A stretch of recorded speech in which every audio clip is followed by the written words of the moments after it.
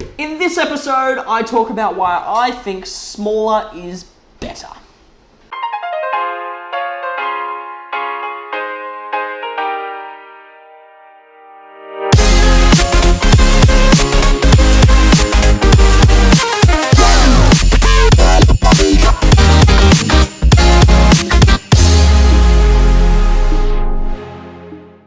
Hello and welcome to episode 16 of Real Estate TV. In today's episode, we're going to be talking about small lots and if they're a good investment or a bad investment, what are the pros and cons, if there are any, and we're going to jump straight on in. So a lot of people ask me, well, the reason for this episode is because I get asked this question a lot, and it is, if I buy a smaller lot, will it grow at all? And straight off the bat, I'd like to say I think it depends on where you're buying. So I'll give you an example of me. So I've talked about my townhouse a couple of times. It's where I film the show. It's on a 55 or 56 square metre block and it's a 14 square house. So I think we can all agree it's really, really small. Probably one of the smallest houses you can buy unless you start talking about an apartment. And it's done really well. So I bought in at, well, the list price was $335. I put in a couple of other options like aircon and stuff like that, so I paid a little bit more. But there are people, one down the road, for example, was purchased at $335 and has now been sold for almost $400,000. So if you want to talk about growth, that is almost $65,000 in an 18-month period. Now, I reckon that's pretty cool.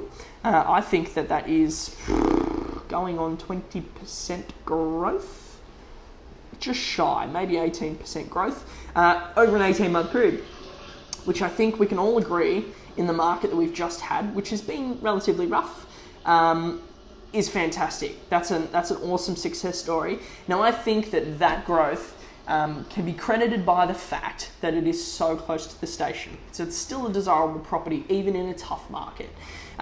Now, if you want to know how close, I actually outlined it in episode 1 of Real Estate TV. Jump back over and have a look at that episode. It was a good one.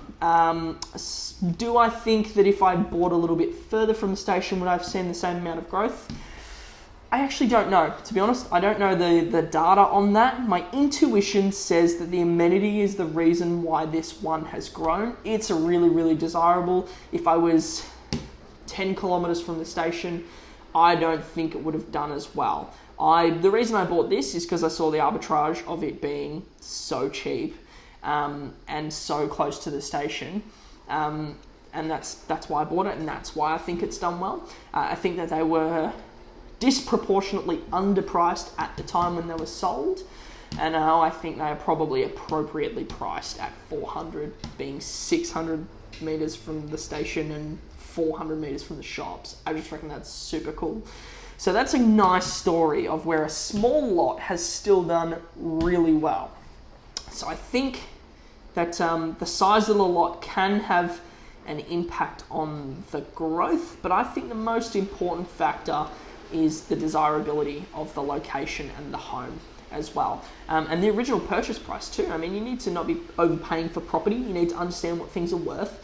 And the way that you do that is by simply doing research. If I was going to buy something now, let's say in Officer down the road, I would jump on realestate.com and I'd just look at what everything is going for and what everything has sold for in the last 2 months.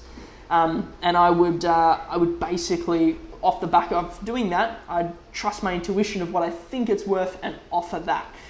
So that's how I would work out if something is over or underpriced. And I would also try and read the market as well. So have a look at episode, I want to say 3 of Real Estate TV. I went through in depth how to read the market. Check it out. It was a good one. I liked it. And yeah, so that's a nice story of how a small lot's done well. Now, traditionally, bigger lots have grown at a higher rate than smaller lots and units.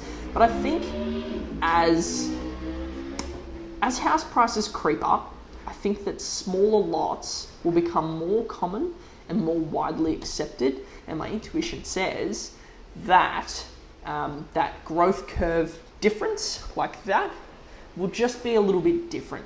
So I think that you'll sort of start to see they grow not at the same rate. I don't think they'll ever grow at the same rate. A bigger lot is just worth more.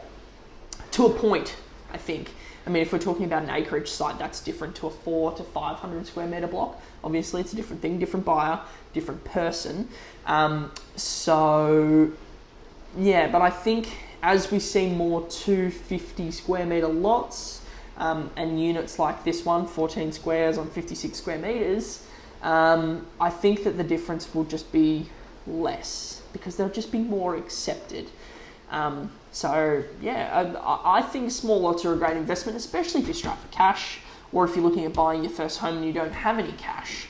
I would always recommend someone buy small and get their foot in the market for 5 years to 10 years, to be honest with you. I think 10 years is the golden number in my opinion, but you need to invest however you feel fit.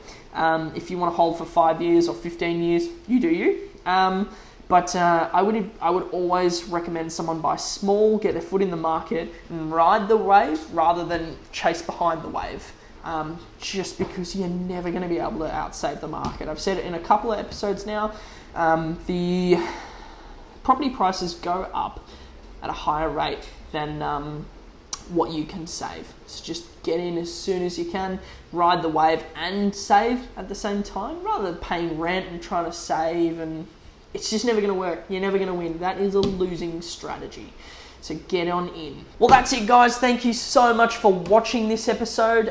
It's a topic that's quite close to my heart, small lots, just because I work with a lot of first home buyers and I think it's such an excellent way to get in. And I've felt the effects firsthand of the growth, so I can speak confidently on what they feel like. I don't typically like to pontificate about things that I don't know. I like to talk from experience because I can speak with more certainty, really. But yeah, if you've enjoyed the show, it'd be fantastic if you could smash that subscribe button. That way I can notify you when a new episode comes out and hand deliver it to you rather than you maybe missing out. And if you have any feedback, please jump down into the comments, or even if you don't, you just want to say hi, just say hi in the comments and I will endeavour to say hi back. Thank you so much for watching, and I will see you in episode 17.